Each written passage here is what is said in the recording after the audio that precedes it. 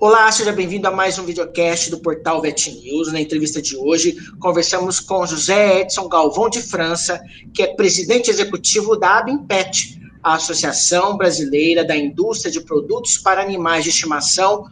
Olá, senhor José Edson, seja bem-vindo ao nosso portal Vet News. Boa tarde aí a todos. Gostaria que inicialmente o senhor falasse para a gente qual é a atuação da ABINPET no mercado brasileiro aí de animais de estimação. Ela representa indústrias de produtos veterinários, de produtos para pet food, alimentos principalmente, e produtos de acessórios e higiene e limpeza. Então, as empresas associadas à ABINPET são empresas do leque da indústria de produtos, ou seja, todas elas podem fazer parte dentro da ABINPET.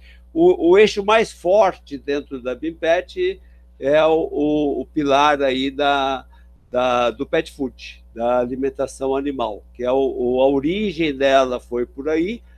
À medida que o mercado foi se evoluindo, ela abriu a possibilidade de empresas e indústrias de produção de produtos veterinários, de pet food e de acessórios, higiene e limpeza. Hoje, quantas empresas fazem parte aí do hall de associados da ABINPET? Um leque de 70 empresas, 70 indústrias, um pouco mais, dependendo aí da época, mas hoje ela se estabiliza em volta de 70% do setor. O setor em leque de indústrias deve ter por volta de 177 empresas registradas em órgãos públicos para produzir pet food, um pouco mais de 100 empresas também que são fabricantes de produtos veterinários, e quando envolve acessórios, produtos de higiene e limpeza, aí aumenta o número de empresas por volta de 400 empresas ou um pouco mais, então dando quase por volta de 700 a 800 indústrias do Brasil produtoras de produtos para animais de estimação. Quando nós tivemos aí o início de 2020, ali dia 1º de janeiro, qual que era a expectativa, a perspectiva do desempenho do setor para 2020? Era uma perspectiva positiva em relação a 2019, por exemplo? O que se esperava antes da pandemia chegar? Como a gente entendia que o setor precisa de algumas reformas em termos de impostos, que é uma parte preocupante para nós, e a gente entendia que isso talvez não saísse no início, nós estávamos trabalhando com a perspectiva de repetir os resultados de 2019, com acréscimo de em torno de 4% a 6%. Era essa a nossa perspectiva. Com a pandemia, nós não estamos nem projetando mais 2020. A gente está esperando passar a fase da pandemia, porque nós estamos um pouco mais no meio dela, né? Então, a gente está aguardando para projetar 2020. Mas os resultados de 2019, nós tínhamos fechados com 22,3 bilhões de faturamento, sendo que pet food representando aí por volta de 16 bilhões, com um percentual de 73% do faturamento na área de indústria, vindo logo em seguida a parte de produtos veterinários, representando 18% aproximadamente do faturamento de 22,3%, e o segmento de acessórios, que nós chamamos aí de pet care, e produtos de higiene e limpeza, representando 8,3%. Então, esse foi o quadro de 2019, e a gente já está achando que se correr tudo bem pós-pandemia, a gente repetindo esses números, nós já estaríamos felizes, se a gente conseguir repetir em 2020. O que a gente tinha grande dificuldade é que a gente, quando iniciou aí, a partir de janeiro, as primeiras notícias da pandemia na China, nós estávamos preocupados de que qualquer legislação que saísse, que colocasse o segmento PET, a indústria PET, tanto de produtos veterinários e alimentos, principalmente as duas, como prioritárias, como essenciais. E a gente tinha dúvidas sobre isso.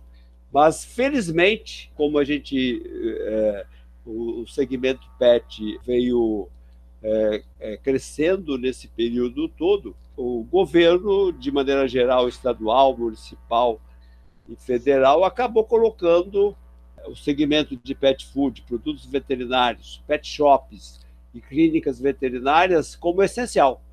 Isso, de repente, muda um pouquinho aí o quadro para 2020 e a gente não descontinuou, ou seja, a indústria toda está a todo vapor para abastecer, as pet shops e os supermercados estão fornecendo produtos nossos, né, principalmente no caso de alimentos para supermercados.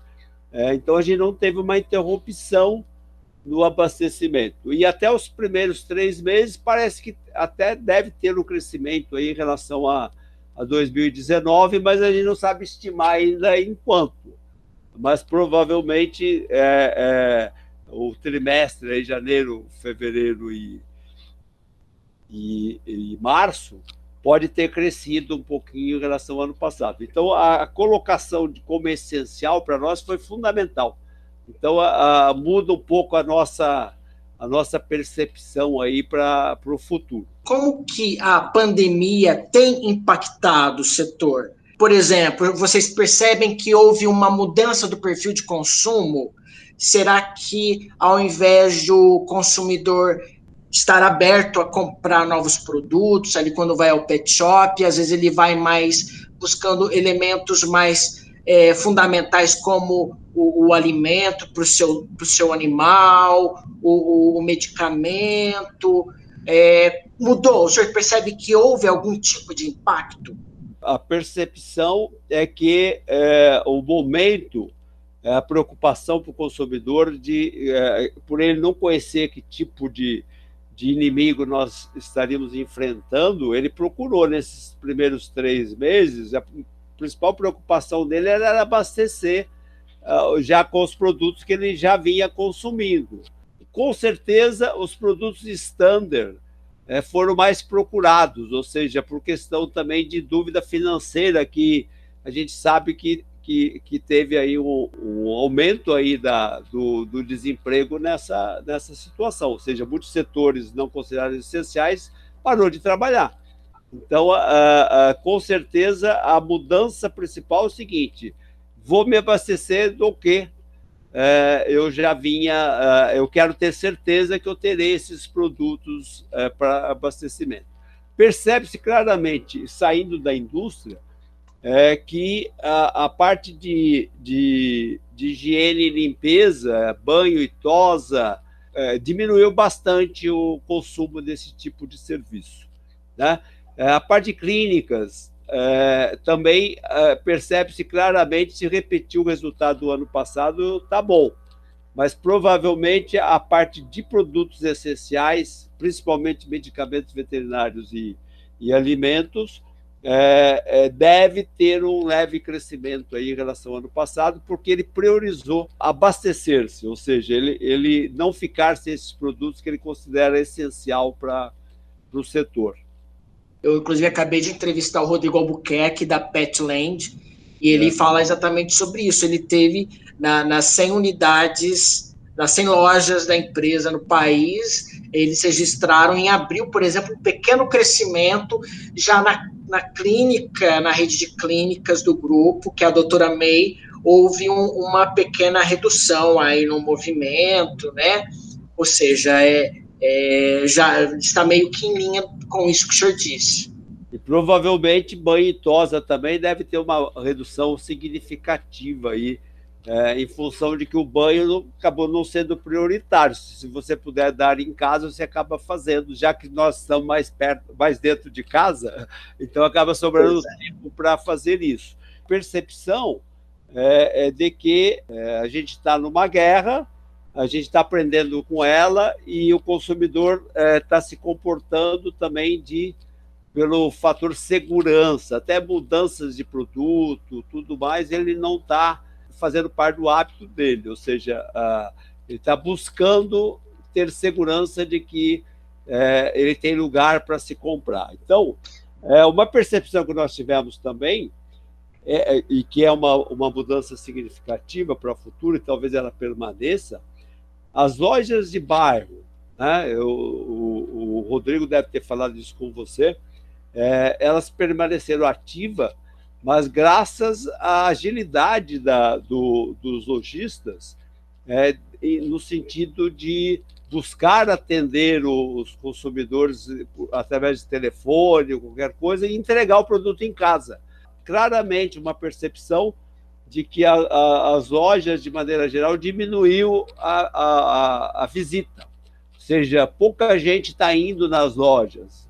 Ele interessa comprar pelo e-commerce. Então, houve um aumento muito forte no e-commerce ou até por telefone, desde que você entregue o produto na casa. Provavelmente, a parte de e-commerce deve ter um aumento de representatividade no faturamento total, que envolve, aí, além dos produtos industriais, envolveria os serviços gerais, que seria banho e tosa e dog walker e coisa desse tipo, como os serviços veterinários clínicas, né? A gente percebe claramente que as pessoas mudaram o comportamento, no sentido de sair o menos possível, não estar dentro da loja, aquela experiência que você normalmente gosta de estar dentro do supermercado, ou no shopping centers, ou dentro das lojas pets, onde você iria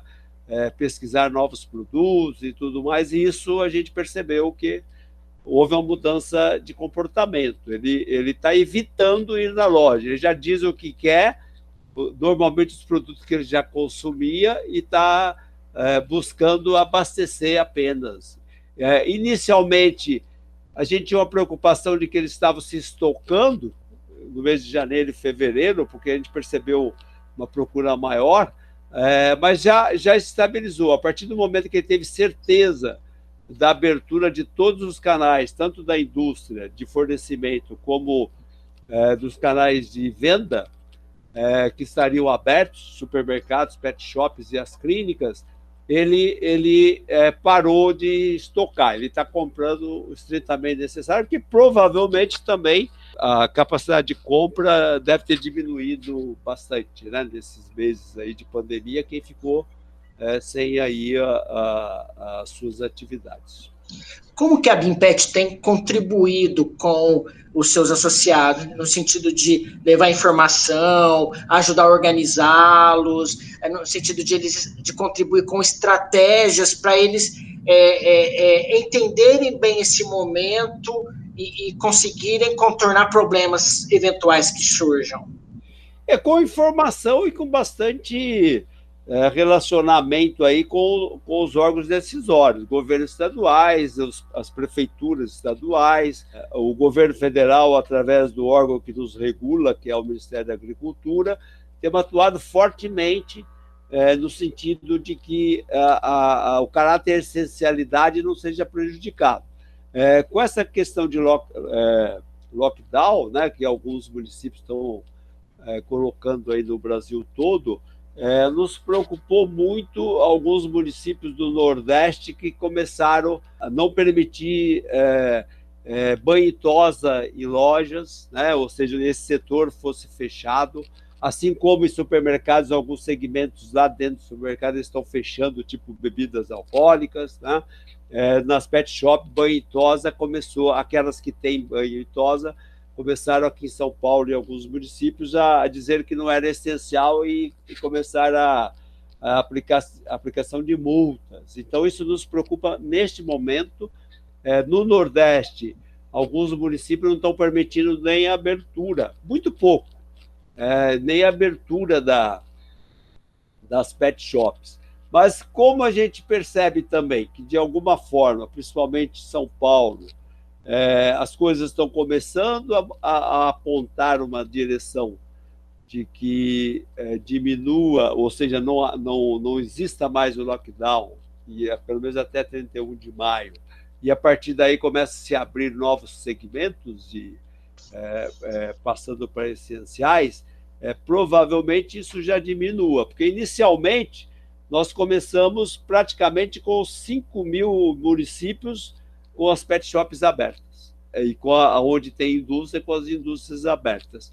Agora, a partir da semana passada, com o lockdown, começamos a ter preocupação. Então, o nosso trabalho hoje está totalmente focado no sentido de manter o conceito de essencialidade desses produtos, abrindo esses segmentos em todos os municípios. Esse é um trabalho muito forte hoje, além de indicar, com indicadores aí internos, de como o mercado está desempenhando e que o foco agora é abastecer o mercado, é manter os 141 milhões aí de pets, né? Quando fala-se de cães, gatos e aves ornamentais, peixes ornamentais, pequenos répteis e mamíferos, mantê-los abastecidos do que é essencial, que é a parte clínica, veterinária, que é a parte de ter o comércio perto da tua casa e com facilidades de entrega, e de manter a indústria a todo vapor ou aberta no sentido de abastecer o mercado. As empresas aí que compõem o leque de associados da Abimpet, como elas têm se organizado também, principalmente no que diz respeito a proteger a saúde dos seus funcionários, até por conta por continuarem funcionando, né? Até porque a gente tem a demanda que permanece, mas, por outro lado, existe a ameaça do contágio que está lá fora, né? Como que as indústrias têm se organizado, que protocolos elas têm adotado no sentido de proteger os seus colaboradores? Seguindo rigorosamente as determinações legais que surgiram, né? Tipo, uso de máscara obrigatória, aquele tipo de serviço, por exemplo, de vendedor, ao invés de visitar a loja, ele passou a fazer atendimento via telefone e outros instrumentos como videoconferência e tudo mais, né? E chamadas telefônicas. Dentro da indústria, passou a diminuir os contatos entre os funcionários, mantendo aí os 2 metros de distanciamento no mínimo, né, onde acumula mais gente, mas principalmente as indústrias nossas hoje são todas automáticas, então, de qualquer segmento, tanto pet como pet food, como higiene, limpeza e acessórios. Então, o contato já era pequeno, passou a ser menor ainda, né? Hoje, se você coloca as matérias-primas nos silos e deixa os computadores trabalharem, que o produto sai final já embalado. Então, isso facilitou muito para a gente a questão de gestão dos nossos colaboradores. E daquilo que percebeu-se, dá para ficar em casa e não precisa se deslocar, que foi o caso comercial, a parte de institucional, a gente adotou essa. A gente percebe claramente que todas as indústrias estão seguindo essas regras do jogo para proteger a equipe que, como é um serviço essencial, provavelmente não poderia ser colocado em férias ou coisa desse tipo, né? Então, mantivemos a programação em vista de que nós não reduzimos a produção até no início do ano, com um pouquinho de aumento. Então, essa foi a preocupação de abastecer sem comprometer a saúde dos nossos colaboradores. E percebe-se claramente aí que aonde deu para deixar os funcionários em casa, que é praticamente na parte de venda, que tem um exército de vendedores visitando pet shops, visitando fornecedores e de matérias-primas e tudo mais, e isso conseguimos que não parasse desde que tivesse poderia fazer esse trabalho de casa. Tá? Então, esse foi a orientação dada e que foi seguida por todas as indústrias. Como a Abimpet visualiza o futuro? O que esperar para o pós-pandemia? Desculpe aí fazer com que o senhor aí tenha que usar sua bola de cristal. É difícil nesse momento a gente fazer esse exercício de futurologia, né? Mas o que dá para se antever para o futuro? Especialmente para esse setor em que a gente atua. Nós, pelas todas as projeções da gente, a gente entende que se nós continuarmos abril, maio, junho, que já estamos quase fechando o segundo trimestre, né? Ou seja, fechando o semestre, na linha que nós estamos, provavelmente a gente vai ser um dos segmentos pouco arranhados, ou seja, vão ser arranhados, mas não seremos mortos, né? Liquidados, ou seja, se a gente igualar os resultados do ano passado até o final do ano, dezembro, provavelmente a gente fique forte para 2021. A gente entende que 2021 nós já vamos ter alguma indicação de alguma vacina ou indicação de algum remédio, porque a gente possa saber que a gente tem recursos para enfrentar o vírus, né? Que hoje a gente não sabe, a gente está, todos os países aí meio perdido. Então, o único recurso que nós temos hoje, que a gente sabe, é evitar ser contaminado, porque se for contaminado, a gente não sabe se vai encontrar hospital, não sabe se vai encontrar o remédio provado. Acredito que isso, para o segundo semestre, as coisas começam a clarear um pouco mais, com algumas indicações mais fortes aí de solução para o problema, e aí a gente começa a pensar em planejar 2021, porque 2020 é sobrevivência, a gente não está preparado para sobreviver. E dentro desse conceito, o setor como um todo está sobrevivendo até que razoavelmente, por ter sido enquadrado dentro da essencialidade, porque se não tivesse sido isso, nós estaríamos com fábricas fechadas, com animais sendo abandonados e uma série de coisas. Isso aparentemente não ocorreu até agora em maio, e nós estamos entrando para o pico da doença. Então, provavelmente, a gente sobreviva bem, né? E preparando aí no segundo semestre para novas ações. Ações internacionais de comércio exterior. O setor, o ano passado, principalmente pet food, exportou por volta de 260 milhões de dólares. Isso a gente não perdeu. Nós continuamos exportando com todas as dificuldades, mas como transporte marítimo, os portos estão funcionando, os órgãos reguladores, né, Anvisa e MAPA, estão funcionando. Então, essa perspectiva de que o mercado internacional também a gente não deixou de fornecer, e provavelmente cresça a exportação nossa também este ano, isso ajuda a gente sair na praia, né?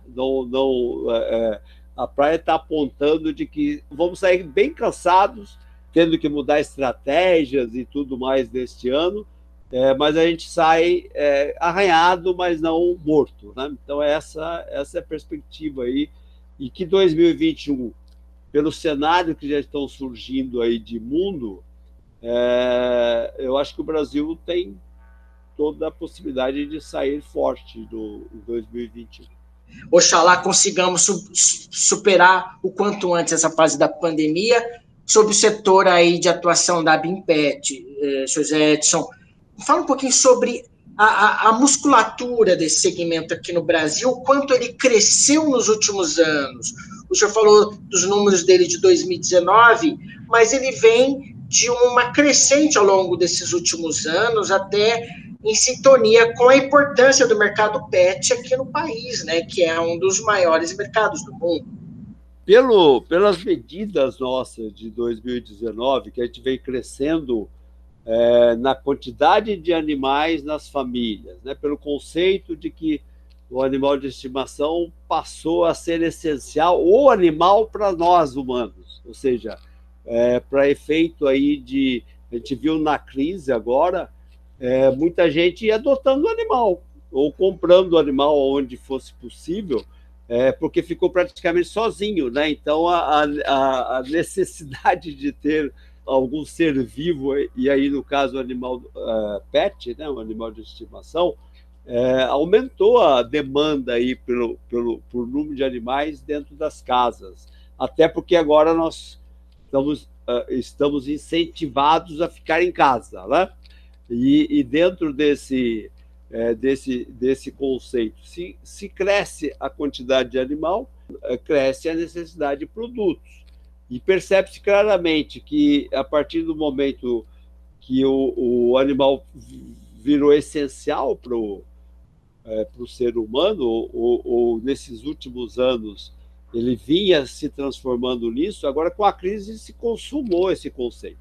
Então, embora ele veio crescendo a 2 dígitos até por volta de 2014, 2015, depois já houve uma diminuição do ritmo, mas aí já era questão econômica, já era questão de número de desempregados de quase 12, 13 milhões, ele não veio crescendo acima de 2 dígitos nesses últimos 3 anos, ele já tinha dado uma reduzida no crescimento como um todo.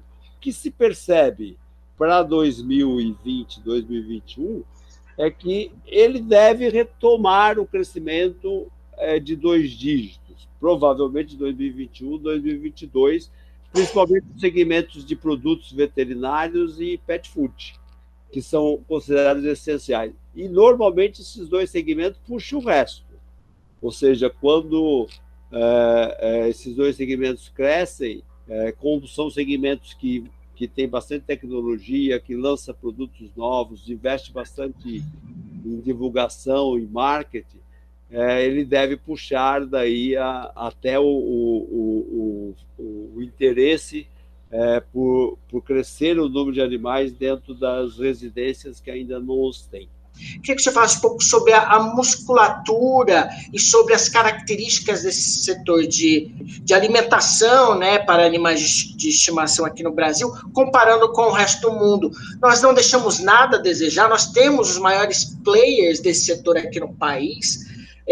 Quantas pessoas esse setor emprega, qual é a tecnologia que eles dispõem, enfim, fala um pouco para a gente sobre a grandiosidade desse setor, que é uma ponta de lança aí desse mercado. Quando a gente coloca a parte de produtos veterinários, se percebe claramente que as multinacionais estão no país e dominam o mercado, né? Então, a tecnologia que tem lá fora está aqui dentro, então não se tem dúvida. Quando se fala em pet food, muda-se um pouco a característica. Nós temos aí os 5 ou 6 players mundiais multinacionais presentes no Brasil, todas elas estão aqui. Inclusive, há anos atrás, né, década de 90 ou década de 80 até, foram elas que trouxeram a tecnologia de alimentação animal, nutrição animal. A partir de 90, que começou a crescer fortemente a parte de pet food, ou seja, alimentos para animais de estimação, e introduzido pelas multinacionais. Só que daí teve um fenômeno, ou seja, a época de 90, nós tínhamos 15 ou 20 empresas, sendo a maioria delas multinacionais produzindo aqui internamente. A partir daí cresceu-se enormemente a quantidade de empresas. Hoje, nós temos 177 indústrias de pet food registradas no Ministério da Agricultura, sendo que delas, a maioria delas nacionais, sendo 6 ou 7 multinacionais, que são as players mundiais, o restante tudo nacional. E percebemos claramente que 5 ou 6 empresas nacionais estão competindo com as multinacionais em igualdade de condições de tecnologia, em condições de equipamentos, inclusive colocando o Brasil como um exportador entre os 10 maiores aí do mundo de pet food. Então, significa que a gente, por ter matéria-prima interna, talvez o país que mais disponibilidade tem, junto com os Estados Unidos, de matérias-primas, que provém do agronegócio, né, vegetais e proteína animal, não perdemos nada para o mundo. Ou seja, nós estamos vendendo para a Europa, vendendo para a Ásia, Sul América e até nos Estados Unidos, fornecendo produtos, principalmente de valor agregado. Então, esse fato de que a gente não está diminuindo as exportações, a gente está surgindo até como o país que pode abastecer. Como abastece alimento humano hoje, pode ser um grande player para exportar produtos da área de pet food, principalmente, que representa 80% hoje das exportações brasileiras.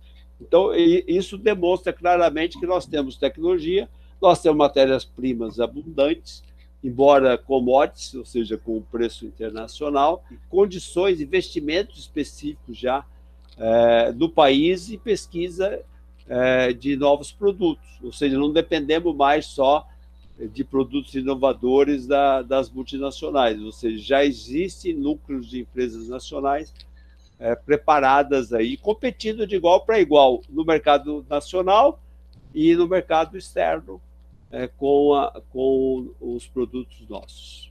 Quais são os grandes mercados para os quais nós vendemos, os grandes mercados mundiais para os quais a gente vende esses alimentos, esse pet food? Hoje o leste europeu é um mercado significativo, a América Latina toda a gente está competindo bastante forte, por ser nossos vizinhos, inclusive, talvez seja o maior mercado hoje para nós.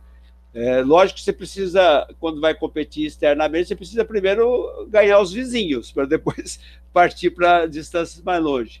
Mas a Ásia é um mercado importante para a gente hoje, a China, Japão, a Indonésia, a gente já está bastante presente nesse mercado também, está competindo forte lá. E o leste europeu persiste também como um mercado importante para a gente. Quando a gente entrou em 2020, existiam algumas questões, principalmente, pelo que eu entendi, até em nível governamental, de impostos a serem discutidas e a serem aperfeiçoadas dentro do setor. São demandas, né? Quais são hoje as grandes demandas da Bimpet e desse mercado que a Bimpet representa aqui no país hoje? Nós consideramos a cadeia PET 3 segmentos, né? A parte da indústria, que nós já falamos bastante, a parte de serviços de maneira geral e serviços que eu falo, comércio, varejo, clínicas veterinárias, banho e tosa, prestador de serviços autônomos, e o terceiro item da cadeia é a criação de animais. Então, falando por pilar, o pilar da indústria, a grande preocupação hoje é a questão de impostos. O setor de pet food hoje, para cada 1 quilo de produto, se ele custa R$1, 51 centavos é imposto. E pegando tudo, pegando a parte de IPI, que é o Imposto Federal, o ICMS, Imposto Estadual, e todos os demais impostos, aí, PIS e CONFINS. Então, muito, essa carga em relação ao mundo é muito diferente. A maior taxa hoje existente, talvez seja na Alemanha, por volta de 19% de impostos. E nós, com 51%, é um item que nos preocupa muito. A gente vinha trabalhando fortemente para uma reforma tributária onde a gente tivesse saísse do conceito de supérfluo, por incrível que pareça, o Brasil taxa os produtos para animais de estimação, principalmente pet food, como supérfluo. Então, é por isso essa taxa de 51%. Então, a gente saindo desse conceito de supérfluo, na reforma tributária, a gente teria alguma chance de manter um crescimento forte no setor industrial. Para você ter uma ideia, o setor de pet food vendeu em 2019 2.870.000 toneladas de alimentos. O potencial brasileiro é 7 milhões de toneladas. Então, esse item, essa diferença aí de um pouco mais de 4 milhões de toneladas é potencial, que provavelmente os animais estão comendo sobras de mesa, né? Ou sendo alimentados inadequadamente com alimentos humanos.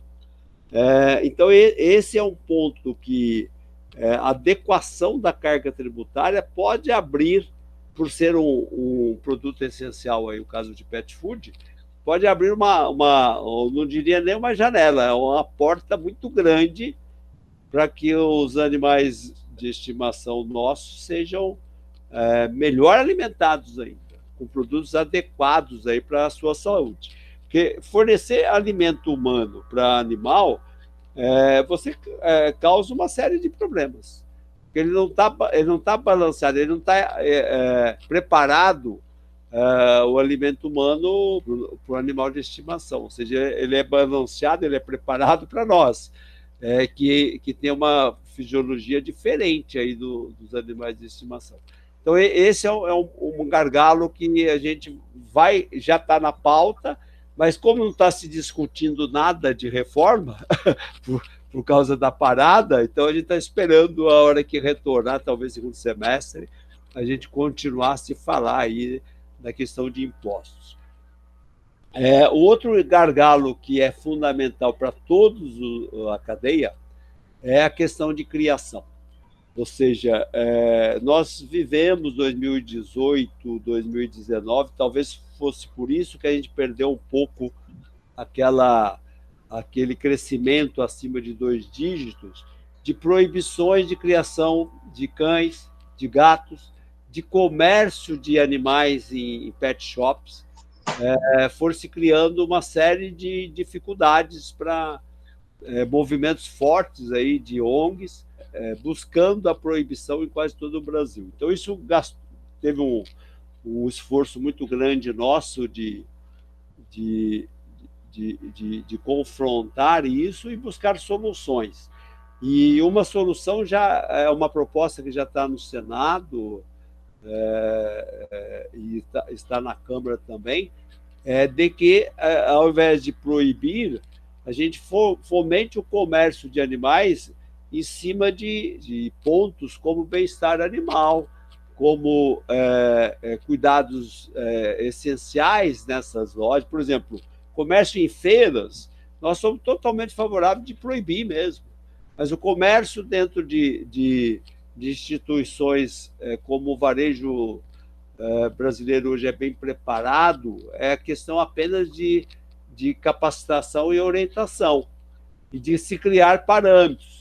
Então, nós temos uma Câmara que se chama Câmara PET, que envolve mais ou menos 33 instituições, entre elas a BIMPET, o SINDAM, a Sindirrações e todas as entidades de criação de animais, tipo CBKC e demais, para eu não esquecer todas, e onde existe desde 2012, onde a gente se discute exatamente isso. E criamos um manual de boas práticas de criação, ou seja, o que é necessário para se cuidar do animal dentro da criação, o que ele precisa ter de cuidado e o que ele precisa ter de cuidado quando ele coloca dentro de uma loja para ser comercializado o seu animal.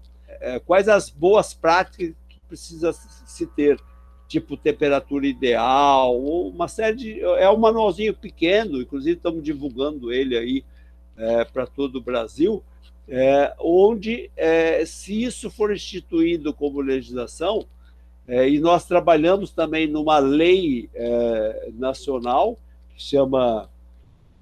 é o projeto PET nosso, né?